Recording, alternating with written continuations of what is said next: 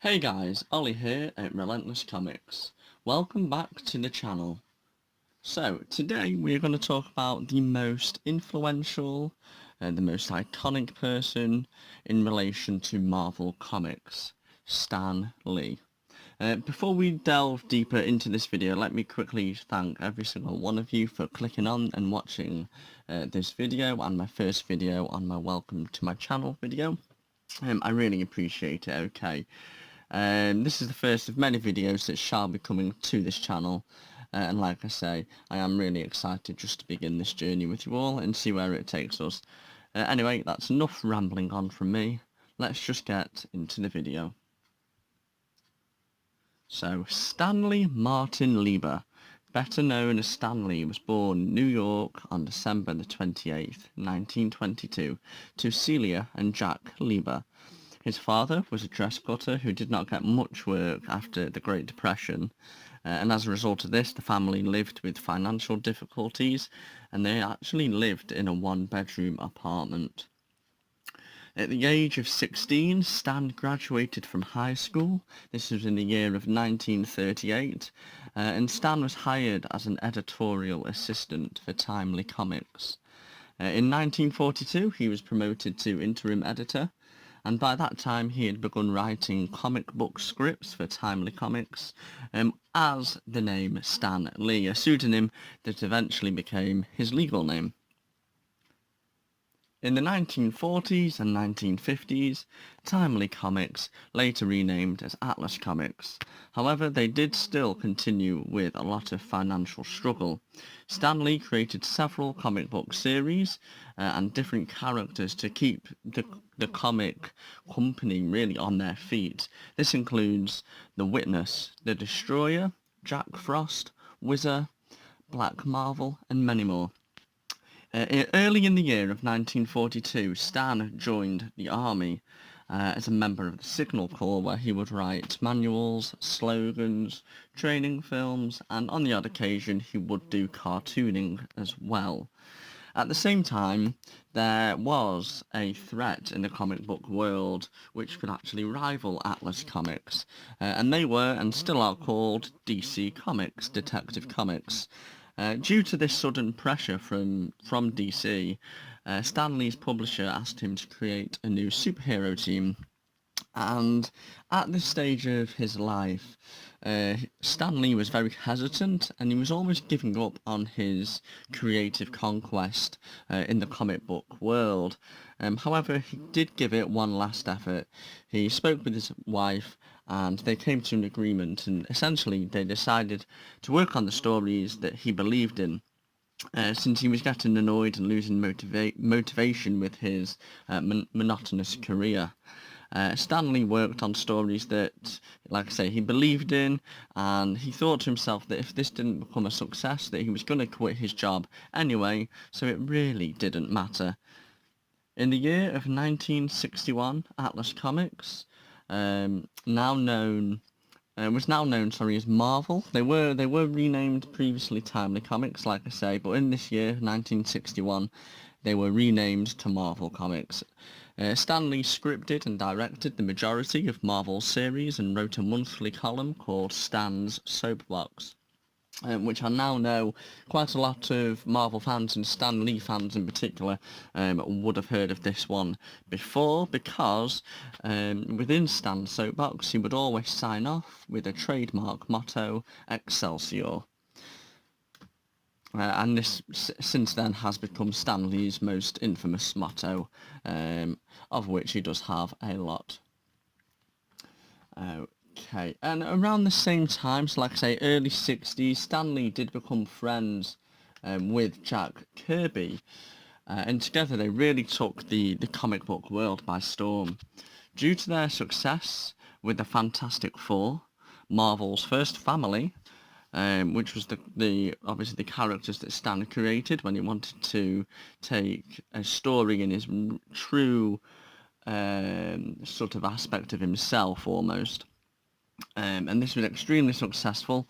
It's a story which entails 4 astronauts who gain superpowers after a cosmic incident whilst in space. Stan was able to work with another incredible visionary in Steve Ditko, a well-known comic book artist, and created arguably Marvel's most popular character, Spider-Man. From then on, these three titans, of which they became, of the comic book world, continued to work in unison and further created characters and groups of characters within Marvel Comics. Steve Ditko, who helped, like I say, create Spider-Man, departed from Marvel in the year of 1966, and John Romita Sr. took his role as Lee's collaborator. And within a year of this, the Amazing Spider-Man comic book overtook the company's top-selling comic of the Fantastic Four. Among the hundreds of characters and teams that Stan helped create were many of the most popular and inspiring characters, which, like I say, include Marvel's first family, Fantastic Four, Spider-Man, and then you've got Earth's mightiest heroes, the Avengers, and he has also co-created the unique and diverse mutants known as the X-Men. And then everyone's favourite, the Green Goliath, known as the Hulk. Like I say, there are so many different characters that that Stan Lee has solely created or been part of creating, but the list is far too long to put it into one video. So yeah, just moving on to the characters and the theme. So Stan Lee's comic book heroes and villains have had a subtle yet impactful theme. One of the most common and inspiring themes is that the characters have superhuman powers and abilities, but they still show human-like insecurities and emotions. You know, even if they are not from Earth or not part of the human race, they still express human qualities, and you know, they share a wonderful message, really. Marvel and Stan Lee continued to prosper, and in 1972 Stan Lee became both the publisher and editorial director of Marvel Comics. So, like I say, if you have heard of his name, or his name seems familiar, then these are most likely the reasons why. There are probably quite a lot more that I haven't mentioned. But yes, I mean, if you don't recognise his name, but you do recognise his face on your screen within the video, then this is because he was infamous for having his own cameos in Marvel films, and he's even appeared as himself in a comic before. As well. His most notable cameos are now known to Marvel fans as Easter eggs, and they have, you know, continued to take place within the Marvel universe, the Marvel Cinematic Universe. Due to his creativity and pure imagination, he's been able to star in films amongst his own creations from over 50 years ago. I mean, when you say that out loud, it is a little bit obscene and ridiculous, but genius all in the same category. So yes, these films are some of the most successful films of all time. 7 of the top 10 grossing films are all Marvel films. So yeah, like I said, we are now at the end of the video. As you can see on your screen, there is a timeline of Stan Lee's life, which I did find. It was not my own creation, but I thought it was a rather good breakdown of his life for you all to take a look at. If you would like, you can pause the video, have a quick scan of the timeline, and absorb the slight information there. It does explain the different characters that were created within the timeline as well. And as you can see on the timeline, and most likely already know, sadly on the 12th of November 2018, Stan Lee sadly passed away in Los Angeles, California. However, his legacy and the legacy of Marvel will never be forgotten, and I am sure there will be ways in which the films can incorporate his appearances to continue his infamous cameos. So like I say, rest in peace to Stan Lee, and Excelsior.